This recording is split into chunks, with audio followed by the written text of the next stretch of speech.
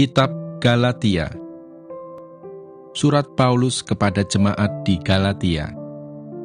Galatia pasal 1. Salam. Dari Paulus, seorang rasul, bukan karena manusia, juga bukan oleh seorang manusia, melainkan oleh Yesus Kristus dan Allah Bapa yang telah membangkitkan Dia dari antara orang mati, dan dari semua saudara yang ada bersama-sama dengan aku, kepada jemaat-jemaat di Galatia.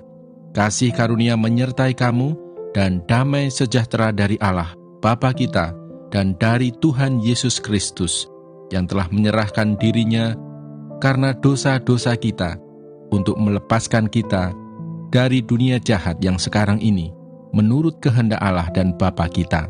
Baginya lah kemuliaan selama-lamanya. Amin. Hanya satu Injil. Aku heran bahwa kamu begitu lekas berbalik daripada Dia yang oleh kasih karunia Kristus telah memanggil kamu dan mengikuti suatu Injil lain yang sebenarnya bukan Injil. Hanya ada orang yang mengacaukan kamu dan yang bermaksud untuk memutarbalikkan Injil Kristus. Tetapi sekalipun kami atau seorang malaikat dari surga yang memberitakan kepada kamu suatu Injil yang berbeda dengan Injil yang telah kami beritakan kepadamu, terkutuklah dia. Seperti yang telah kami katakan dahulu, sekarang kukatakan sekali lagi. Jikalau ada orang yang memberitakan kepadamu suatu Injil yang berbeda dengan apa yang telah kamu terima, terkutuklah dia. Jadi bagaimana sekarang? Adakah ku cari kesukaan manusia atau kesukaan Allah? Adakah ku coba berkenan kepada manusia? Sekiranya aku masih mau mencoba berkenan kepada manusia, maka aku bukanlah hamba Kristus. Bagaimana Paulus menjadi rasul? Sebab aku menegaskan kepadamu, saudara-saudaraku, bahwa Injil yang kuberitakan itu bukanlah Injil manusia, karena aku bukan menerimanya dari manusia, dan bukan manusia yang mengajarkannya kepadaku, tetapi aku menerimanya oleh penyataan Yesus Kristus. Sebab kamu telah mendengar tentang hidupku dahulu dalam agama Yahudi. Tanpa batas aku menganiaya jemaat Allah dan berusaha membinasakannya. Dan di dalam agama Yahudi, aku jauh lebih maju dari banyak teman yang sebaya dengan aku di antara bangsaku, sebagai orang yang sangat rajin memelihara adat istiadat nenek moyangku. Tetapi waktu Ia, yang telah memilih aku sejak kandungan ibuku, dan memanggil aku oleh kasih karunia-Nya, berkenan menyatakan anaknya di dalam aku, supaya aku memberitakan Dia di antara bangsa-bangsa bukan Yahudi, maka sesaat pun aku tidak minta pertimbangan kepada manusia, juga aku tidak pergi ke Yerusalem mendapatkan mereka yang telah menjadi rasul sebelum aku, tetapi aku berangkat ke tanah Arab, dan dari situ kembali lagi ke Damsyik. Lalu 3 tahun kemudian, aku pergi ke Yerusalem untuk mengunjungi Kefas, dan aku menumpang 15 hari di rumahnya. Tetapi aku tidak melihat seorang pun dari rasul-rasul yang lain kecuali Yakobus, saudara Tuhan Yesus. Di hadapan Allah kutegaskan, apa yang kutuliskan kepadamu ini benar, aku tidak berdusta. Kemudian aku pergi ke daerah-daerah Syria dan Kilikia, tetapi rupaku tetap tidak dikenal oleh jemaat-jemaat Kristus di Yudea. Mereka hanya mendengar bahwa Ia yang dahulu menganiaya mereka, sekarang memberitakan iman yang pernah hendak dibinasakannya, dan mereka memuliakan Allah karena aku. Kidung Agung pasal 7. Betapa indah langkah-langkahmu dengan sandal-sandal itu, putri yang berwatak luhur. Lengkung pinggangmu bagaikan perhiasan, karya tangan seniman. Pusarmu seperti cawan yang bulat, yang tak kekurangan anggur campur. Perutmu timbunan gandum, berpagar bunga-bunga bagung. Seperti 2 anak rusa buah dadamu, seperti anak kembar kijang. Lehermu bagaikan menara gading, matamu bagaikan telaga di Hesibon, dekat pintu gerbang Batrabim. Hidungmu seperti menara di gunung Libanon, yang menghadap ke kota Damsyik. Kepalamu seperti bukit Karmel, rambut kepalamu merah lembayung. Seorang raja tertawan dalam kepang-kepangnya. Kenikmatan cinta. Betapa cantik, betapa jelita engkau, hai tercinta di antara segala yang disenangi. Sosok tubuhmu seumpama pohon kurma, dan buah dadamu gugusannya.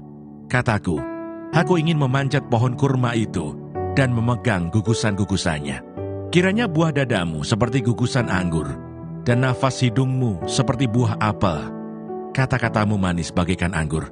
Ya, anggur itu mengalir kepada kekasihku dengan tak putus-putusnya, melimpah ke bibir orang-orang yang sedang tidur. Kepunyaan kekasihku aku, kepadaku gairahnya tertuju. Mari kekasihku, kita pergi ke padang, bermalam di antara bunga-bunga pacar. Mari kita pergi pagi-pagi ke kebun anggur, dan melihat apakah pohon anggur sudah berkuncup, apakah sudah mekar bunganya, apakah pohon-pohon delima sudah berbunga. Di sanalah aku akan memberikan cintaku kepadamu. Semerbak bau buah dudaim. Dekat pintu kita ada pelbagai buah-buah yang lezat, yang telah lama dan yang baru saja dipetik. Itu telah kusimpan bagimu, kekasihku. Kidung Agung pasal 8. Oh, seandainya engkau saudaraku laki-laki, yang menyusu pada buah dada ibuku, akan kucium engkau bila kujumpai di luar, karena tak ada orang yang akan menghina aku. Akan kubimbing engkau dan kubawa ke rumah ibuku, supaya engkau mengajar aku. Akan kuberi kepadamu anggur yang harum untuk diminum, air buah delimaku. Tangan kirinya ada di bawah kepalaku, tangan kanannya memeluk aku. Kusumpahi kamu, putri-putri Yerusalem, mengapa kamu membangkitkan dan menggerakkan cinta sebelum diingininya? Cinta kuat seperti maut. Siapakah dia yang muncul dari padang gurun, yang bersandar pada kekasihnya? Di bawah pohon apel kubangunkan engkau. Di sanalah ibumu telah mengandung engkau. Di sanalah ia mengandung dan melahirkan engkau. Taruhlah aku seperti meterai pada hatimu, seperti meterai pada lenganmu. Karena cinta kuat seperti maut, kegairahan gigih seperti dunia orang mati. Nyalanya adalah api, seperti nyala api Tuhan.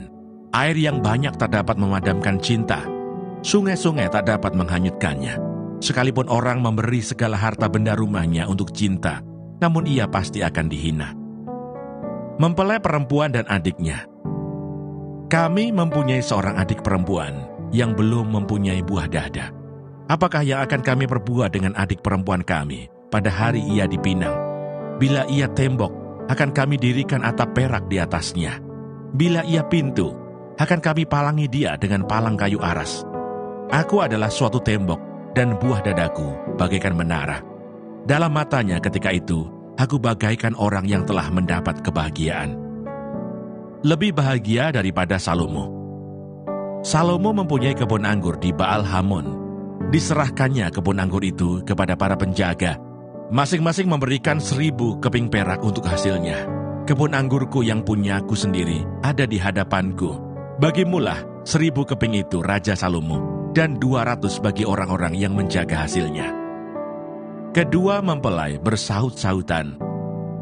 Hai penghuni kebun, teman-teman memperhatikan suaramu. Perdengarkanlah itu kepadaku. Cepat, kekasihku, berlakulah seperti kijang, atau seperti anak rusa di atas gunung-gunung tanaman rempah-rempah. Demikianlah pembacaan firman Tuhan hari ini. Tuhan Yesus memberkati.